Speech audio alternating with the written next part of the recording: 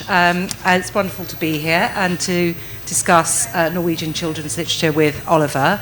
Norway's played a really important role in Jaipur Bookmark. You've been part of it since the very beginning, so it's wonderful to see how that's developed, isn't it? Thank you. Yes, it's wonderful to be back. It's some years since I think I was here in 2020, but actually NORLA was here the first time, I think it was in 2014 when Bookmark started.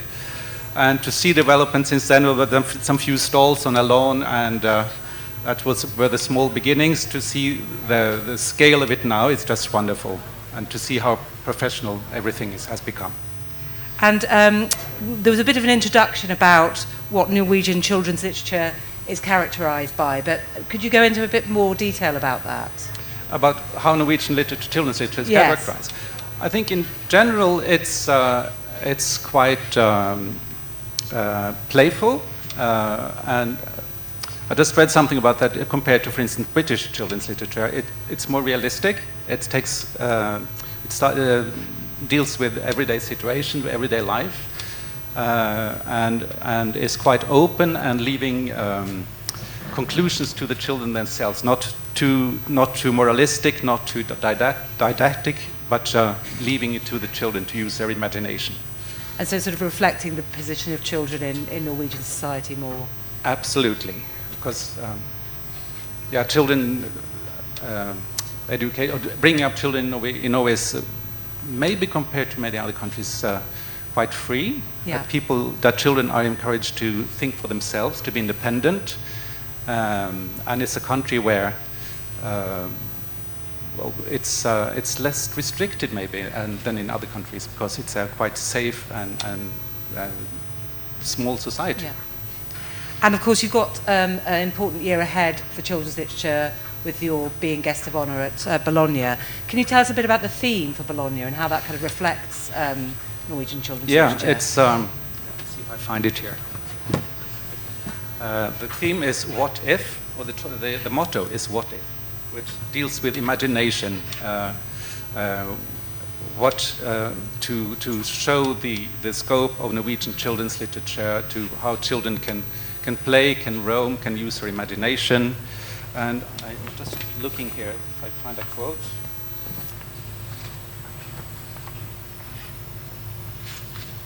Excuse me, I had a quote from a Norwegian writer, which I lost already, but he says that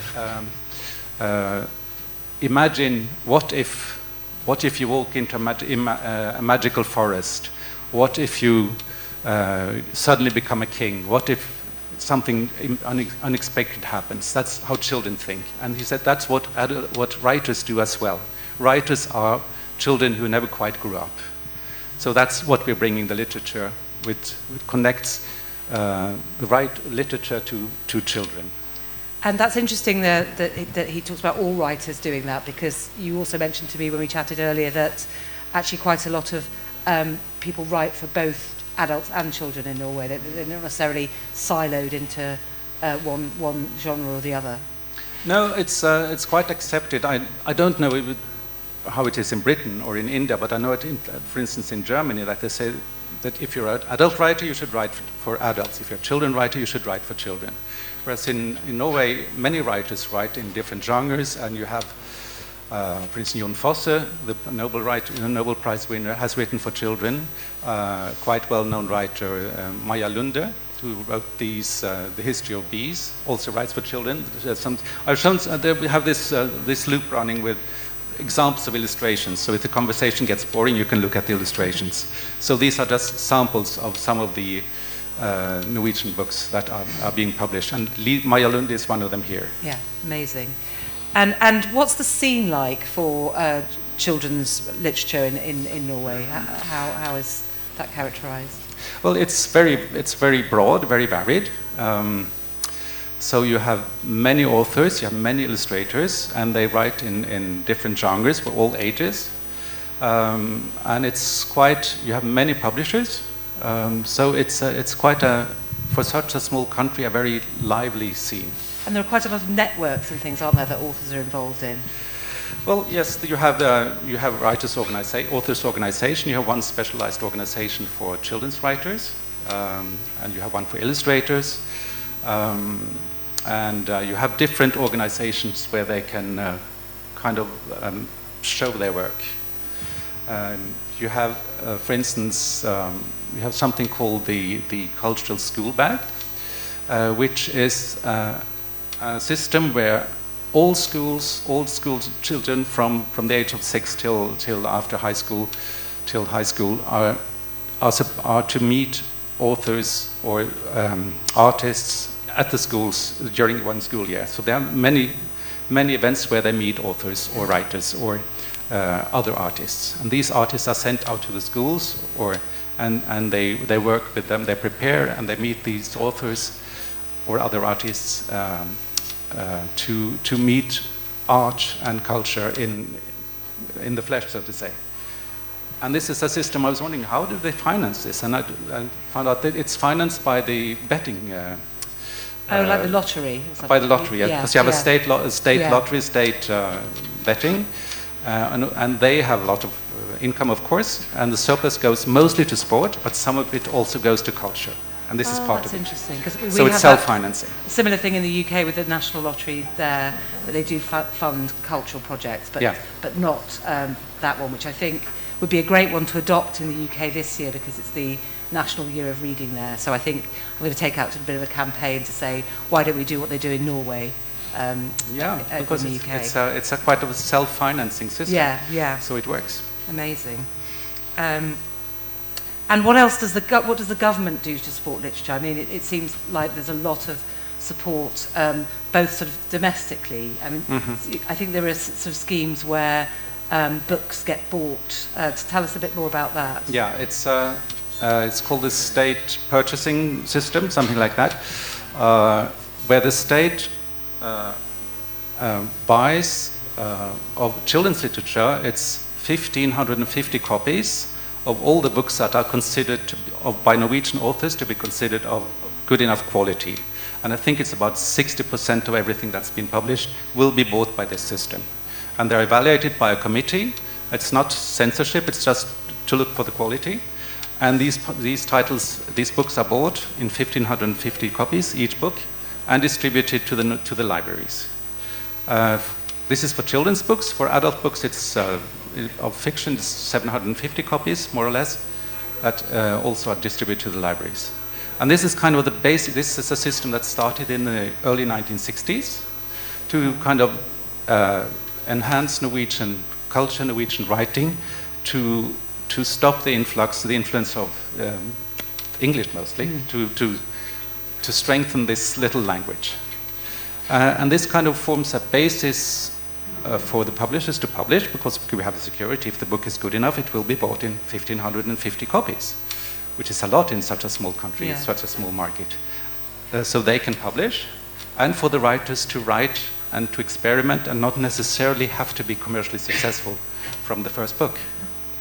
And that seems to have paid a lot of dividends in terms of certainly the writers that we know in English, the writers like Fosse and Møystad, who are obviously very successful and literary.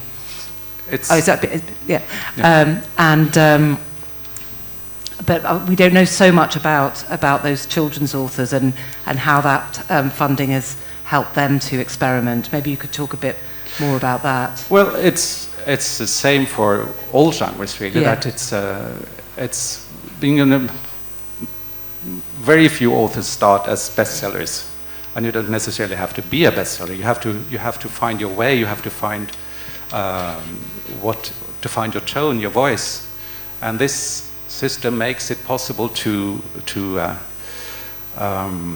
that. And you can tell from many of the books published, Norwegian children's books now in this genre, that they are very often of high quality, both when it goes to text and illustrations, that they are less commercial than books in many other markets. I think that's to say. And you can also see that there's a wide variety of genres and styles and ways of writing, which is kind of secured by this system. Yeah, that sounds wonderful. And I think the other thing, obviously, that happens through NORLA is the promotion of Norwegian Literature Abroad, which obviously we're doing right now, that you'll be doing at Bologna. But there are other things as well that help help that ecosystem that you do at NORLA. So can you talk a bit about that? So you mean how we work? Yes. Yeah. Well, NORLA was started in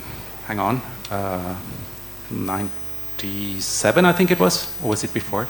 Well, anyway, it started very small with a lady who came to the Publishers Association. Shouldn't we go to Frankfurt and try to sell some books? And then the Publishers Association said, sell books in Frankfurt, we buy books in Frankfurt. But she went anyway and started working with, especially towards Germany, which has always been a very important market for Norwegian literature, still is the biggest market, maybe together with Denmark. And with the very small beginnings there, working with students and finding translators, it grew from that small beginning. And what NORLA now does is that when a foreign publisher buys a Norwegian book, they need a contract with the agent or the author or the rights holder, they need to have a translator, they can apply for support. And we can support up to 50% of the translation costs. So, and we try to know more or less everyone who translates from Norwegian. We have had these conferences with translators with up to 150 translators from Norwegian, from all over the world, for 3 days in Norway. And for us it's just fantastic. It's like a mini UN, but the common language is Norwegian. Amazing. So we had this that, for instance, Israeli translator and Egyptian translators meet and talk in Norwegian. Otherwise, they would never meet. Yeah. So it's very important to know the translator. We have wonderful translators here, Teji Grover and Rustam Singh, who do a lot of translation into Hindi. And without the translators, there wouldn't be anything. So they are the most important ambassadors for Norwegian literature. And we try to know the translators, and we go to book fairs from, of course, London, Frankfurt, Bologna, and try to meet publishers, talk about Norwegian literature. We try to, every semester, we select what we call the selected titles of new books. 8 children's books, 8 fiction, 8 non-fiction. That we try to have to show what is going on in Norwegian literature right now, and what can be interesting for the rest of the world. And basically, we can support more or less any book that's translated, that's bought. Sorry, that is bought. That's when someone buys the rights. But you need something to talk about. Yeah. With book people, you have to talk about books. What else can you talk about? Absolutely. And what's the... And at the moment, obviously, the focus is on children's literature because of the Bologna Book Fair Guest of Honour. I understand that at the moment it's still quite a small percentage, like something about 6% of the books that get translated into other languages are children's books. No, it's more. Oh, it's more. It's almost 20%. Oh, fantastic. Yeah, that's great. Yeah, but then fiction really dominates for the rest of that. Adult fiction dominates. Yeah. So it's about 20%, 25% is non-fiction, and the rest is fiction, and then both fiction and non-fiction of children's books is also around 20%. Right. Whereas to English, it's less for children's books. To English, for English, okay. it's around... Maybe that's where I got the statistic Yeah, I think from. it's around 12% to English. I just looked at the numbers. Right, yeah. So which territories, which languages... You've mentioned German as overall one of the biggest target markets, but for children's literature, which markets? It's still German. Still German, I just looked at the figures, and for German, it's since 2004 till 24. It was 188 titles to translations to German. It was 72 to English. So German is almost almost 3 times as large as English. Yeah. But English is growing. But children's literature it's a bit more difficult to English. I think maybe because of the style that especially the British children books are I don't know, different, that the Norwegian style maybe doesn't appeal that much to the British audience. I'm not quite sure. I just read something about that the Norwegian children's literature focuses more on, realistic topics, realistic everyday situations, whereas the British is more into fantasy, like Harry Potter, whatever. Yes. And maybe with more humor, whereas more a specific trait for Norwegian children's literature is also that it focuses on difficult taboo topics, we might say. Yeah. Be it death, illness, sexuality, lots of different topics that you can. I have some examples here on yes. the Give us some examples of the books that tackle those topics. Well, you have one been shown here called Grodali. There's one book called Angry Man, which is about violence in the family, that a father who can get very angry and violent, and how can a child deal with this such a difficult thing. And she has another book on war. It's called Krig. There she is, yeah. The War, and Angry Man. Yeah. And she even has one book on pornography.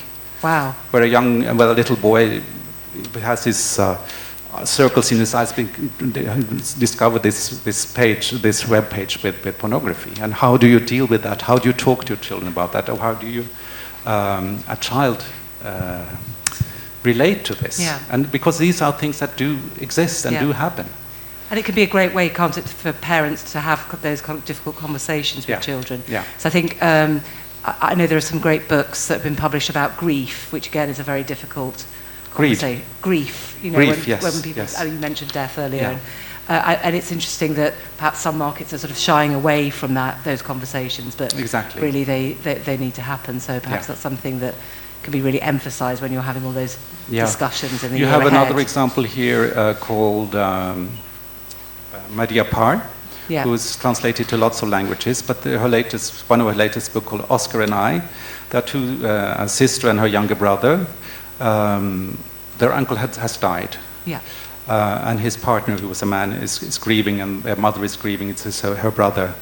And the children are grieving as well, of course, but she tells about it from the children's perspective, which is very typical for Norwegian children's literature. How they grieve, and then they go in and out of the grief. They play, and then suddenly they remember, oh, uncle is dead. And but it deals with it as the way the children can tolerate these difficult things. Yeah. And I think it's really important for children who are going through that to understand that is normal. Exactly. Especially for children, because adults tend to grieve in a more linear way, and children, have a different approach to that. Yeah. And then, of course, it's not all difficult topics in Norwegian children's literature, but it's part of it. I think maybe more than in many other languages. And do you know why that might be? Is it to do with this kind of idea that children should understand things and think for themselves? I think so. Yes, that it's part of the way of making children independent and kind of make their own evaluations and decisions, that I wouldn't say confront them, but kind of lead them into seeing that these things are part of life. Yeah, and I think many other places you kind of want to protect them from these things. Whereas we maybe think that it's there. Yeah. So there's nothing we shouldn't talk about. Yeah. And what's the state of reading in Norway? So are children big readers? Is it in decline? Do you have any concerns about that? Well, in general, it's reading is very high, and it's been. Well, we have these. What's it called? When you ask people about how much they read. Surveys. Yes. Thank you. That in general it was, I think, normal, and an average reader in Norway would read like 11 books a year.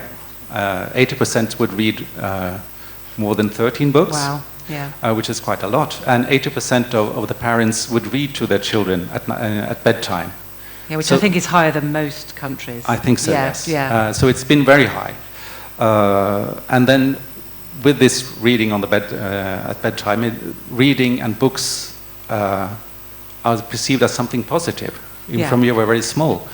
And it's been very stable and very high at this level, but we see now that it is going down, as in most countries, because, our mobile phones and digital media are taking so much of our time. And there was this survey among school children, which shows that reading capability is declining quickly. And I think that's part of it because Norway was very early in introducing tablets in the schools and using digital tablets instead of books. Yeah. And the schools cannot afford to buy both, so they buy tablets instead of books. And that has affected reading quite a lot. So now they're kind of trying to turn the tendency back and reintroduce books in the schools. So we'll see what happens, but it is a bit worrying. I would think so, yes. Yes, yeah. And I suppose that the scheme of getting the books into libraries and getting the authors into schools, although they're long-standing, at least they are ways to keep engaging young people with books. To get the books into... Yeah, yeah. Well, yes, we have this system with the libraries, yeah. and libraries are public libraries are very strong in Norway. Yes. They've been. I've shown some. There's one image there of a. They have in Oslo. We have 2 libraries specialized for children, that they are only allowed for children between 10 and I think it's between 10 and 14. Yeah. And they are especially in areas of the city with. A large immigrant population where many people live in small apartments, have big families, that the children can go there and hang out. Lovely. And that they're just so fun to be. I've been allowed in twice. Yeah. Because normally adults are not allowed in. So and you've had special access because of your work? No, but you have to ask, can we come? Yeah, we are brought to foreign children's books publishers there, and but that has to be after closing time. Right. Yeah. But there the children go, they may not read that much, but they're surrounded by books. Yeah. And they can be there, and they can play, and they can hang out. And then you have, of course, normal libraries with large children's book section, and which you see they're always full. They're really like cultural hubs. Amazing.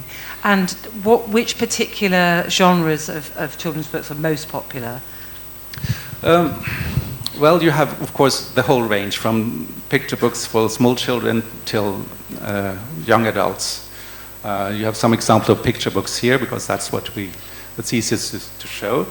And there will be, by the way, to Bologna, there will be an exhibition of 50 children's books illustrators, each which have been selected by a jury. So they will be there. There will be a huge exhibition. So picture books for young children, of course. And then, but maybe the most popular genre for children is like mid-range novels. Yeah. Some examples here, like Maja Lunde or Kristine Rui Slettebakken, a couple of ones, who with stories that exactly do this, that they bring children into stories of everyday situations that the children can relate to, with using humor also to talk about difficult topics, things like that. And always using humor, of course. Yeah. And then growing lately, well, I think in many markets, is graphic novels. Yes. They are getting bigger and bigger. And I think, that, of course, that has to do with because we live in such a visual era. Yes. That children, as we all, we want shorter text and we want visuals. So, and also fantasy is also a big genre, often based on myths from relating to Viking mythology, you know, the Norse mythology, or trolls and all this, the Norwegian, what do we say, the fairy tales, all these, using this material in a modern way. Yeah, yeah. That's also very popular. And are they popular for translation as well? What's going down best in terms of the international markets? Well, you have these stories of Maria Parr, whom we mentioned, who is sold to something like 25 countries. You have this fantasy series by C.D. Pettersen, who is sold to, I think, somewhere like 20 countries. And then, again, these graphic novels are also selling very well. They must be quite difficult to translate sometimes because of the, you know, if you've got to have different, some languages are longer than others, aren't they? And yeah, they manage. Yeah. And if there's a problem, they will go to the author, the illustrator, and say, can you adapt? Yes. Yeah. And you have, but that's for young adults. She's not here. She's called Marta Breen, who writes books on feminism, non-fiction books on feminism that are. That's very interesting because there you can see the different what is allowed in different countries. He has this book called The History of Feminism, which was, when it was published in Arabic, it was very small because they took out everything that, that was controversial to them. But then it turned out, they said, no, we have a different version here. So they had one version with a full text and all the illustrations, and then a shorter one for the censors. Oh, excellent. So that's how they got away. And then it was sold to America, and then they had this one picture from like Flower Power, the hippies in the 60s, with showing breasts and everything, and then the Americans would not allow that. Right. So it said you have to cover the breasts. Yeah. So the illustrator covered the breasts, both of the men and the women, or the women and the men. Brilliant. So they're bringing humour to those situations as well as to the books themselves. But it's interesting that one of the countries that was difficult to get the book through was America. Yeah. So in fact, perhaps a more cooperative line with the censors than actually in the Arab world. Yeah, probably. Yeah. And I don't know if now if it's even allowed in the libraries in America anymore. There's been a lot of banning, hasn't there, of books? It's quite scary, I would say. Yeah. When I just read they recently banned Plato's Symposium. Wow. So. And that's probably not the kind of thing that happens in Norway. I imagine freedom of speech is really important. They have this index of freedom of speech where Norway is among the top countries. Yes, yeah. And knock wood. Yeah, brilliant.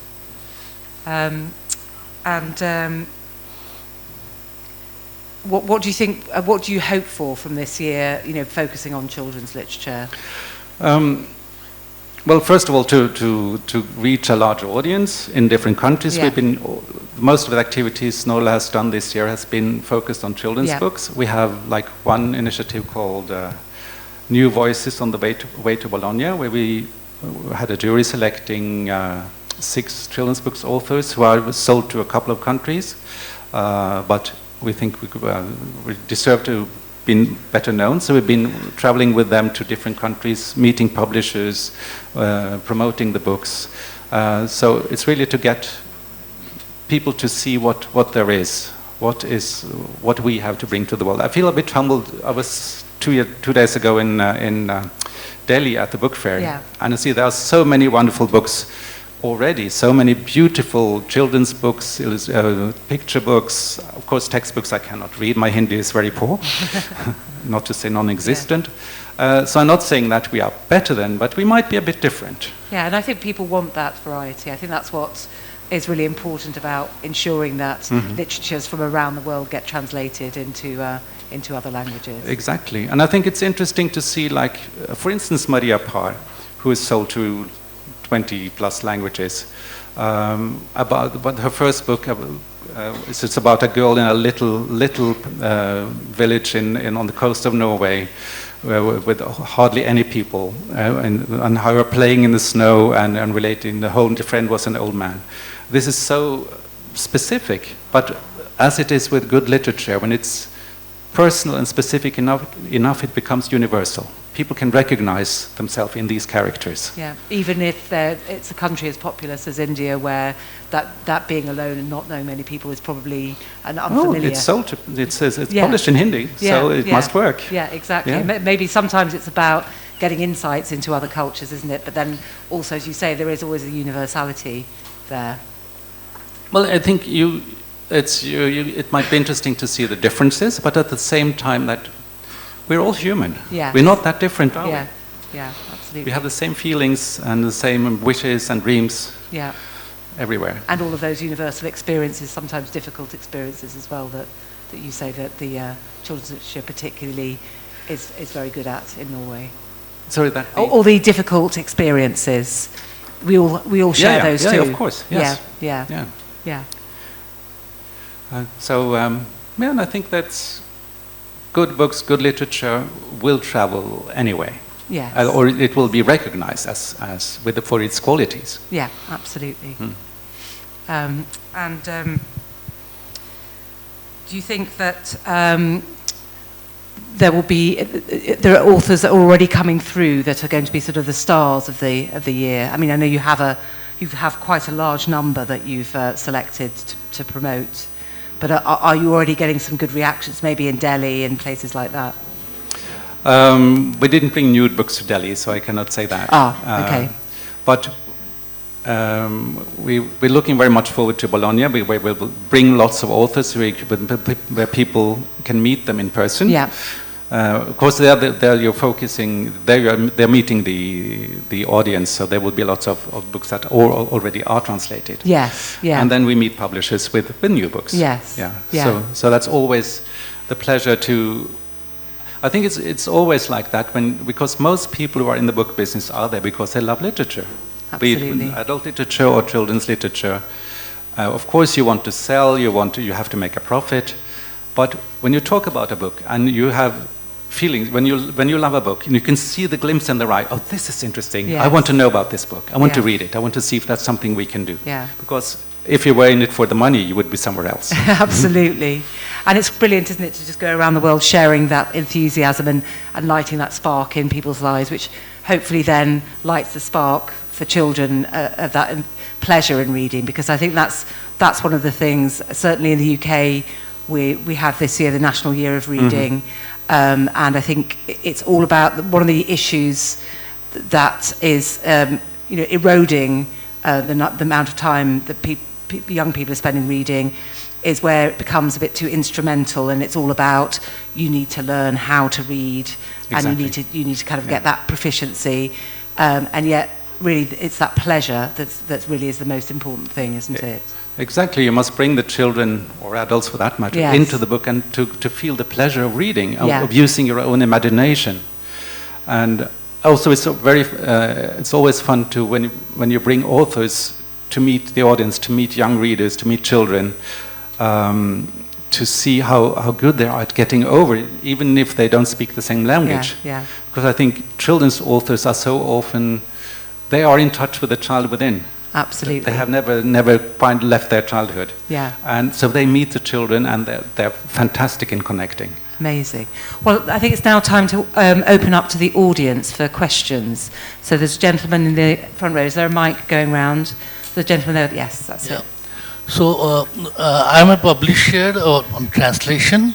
I do it in English, Bengali, and Assamese. My question is, one of the major problems that we find to get that translation pair, for example, Norwegian to Assamese. So getting that pair is very difficult. So do you also do to help develop the translation capabilities?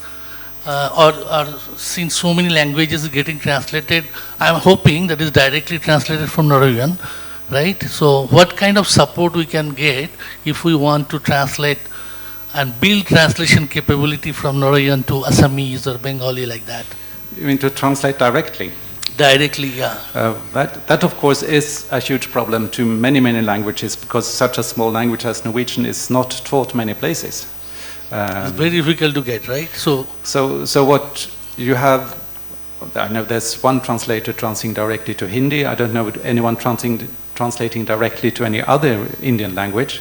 So mostly the translations have to go through English or other languages. But I know what, like for instance, one Tamil publisher does. He was once in Norway on our invitation, and he met up with the Tamil community in Norway. So he has, when he does a translation through English, they evaluate the translation in Tamil directly to Norwegian to see if the quality is good enough. So if we do like that through a linked language, still the NORLA supports that translation? We can support, if there are no translators directly, we can support a translation through a third language, because it has to be done. Thank you. Yeah. Okay, I think there's another question, the lady just behind. Good afternoon, sir. Thank you for this wonderful session. You mentioned there was a committee, and I wanted to know what is the quality that the committee looks for when they pass the children's books? That's a difficult question, because to judge what is quality in literature is always subjective. It always, I cannot say exactly how these committees work, but I know when we in NORLA make our selection of titles, we work together with the agents, we read as broadly as we can, and try to find what we find is interesting. and what has quality. But of course, it's always also a question of personal taste. So I cannot say exactly how they evaluate that. I don't know if you, Ivor, you know more about this. How the committees who choose the Inköpsrådet, how they work, how they evaluate the quality. It's as open and free as it should be. Exactly. It's all about the quality of the literature, and there's no formula for that. Exactly. Just experience. Yeah. And I suppose that's why you have more than one person choosing. Yeah, yeah. You get different perspectives. It's like book prizes where you have a jury together and then they discuss it. And I was actually talking to somebody the other day who's judging the International Booker Prize this year. I don't know whether there's going to be a Norwegian on the long list, but he was saying what's been brilliant is that actually being in a discussion with people, they change each other's minds. So he would have read a book and he'd think, oh, that's not much good. And then one of the other judges will bring out a quality and think, okay, I understand now why that quality is there. So I think it has to be a really iterative process, doesn't it, that kind of discussion? We even have a institution for appealing. You can appeal if you're rejected. So I think it's a solid system. But it's often said that you could recognize quality when you see it, and you can also recognize what's not quality when you see it. But the difficult thing is everything in between, where most things are, to be honest. Absolutely. Got a question here. Thank you, Truda. Thank you, Oliver, for this wonderful session. Oliver, my head is filled with questions and answers both. Okay. You know that Rustam and I have, by pure chance or serendipity, can you hear me? Came across the wonderful life work of Hans Sander, just because other Norwegian writer friends had recommended his children's literature to us, and so we went all the way to his house, and you know how we did that. And the books are here. I could see 2 Archimedes and the Slice of Bread and Frog. And Rustam has translated 2, one called Red Sweater. And I think when it comes to grief, Hans Sander is the master of that, because it's not only grief that drags you down, but it's a grief that also uplifts you towards the end because of the deep acceptance that, especially Red Sweater, where a schoolgirl, she loses another friend of hers, she drowns, and, finally when she is given the red sweater that her friend wears, things begin to change for her. So, but the wonderful thing about Hans Sander is that, I don't know how he does it, but humor and melancholy to go together, that is something that you don't find everywhere. We've discovered Hans Sander by pure chance, but I was going to ask you if maybe there is, and we have missed it, there could be a site, a website, a portal where some sample translations could be uploaded. Because I know that sample translations exist, but we don't know how to access them. If you could, if you have the NORLA selected titles, there you can usually download the sample translation. Okay, from these titles. Children's books. And you have a site called booksfromnorway.com, where there are, I think, more than 2,000 titles, and many of these will also have that you can download the sample. Because the agent make the samples. If it's a selected type by NORLA, it will get funding for sample translations, and many other books. You can also go to the websites of the agents and find the books there. Great. Well, I hope that happens for lots of the books this year, but that's all we've got time for. So thank you very much, Oliver. Thank you for such great questions.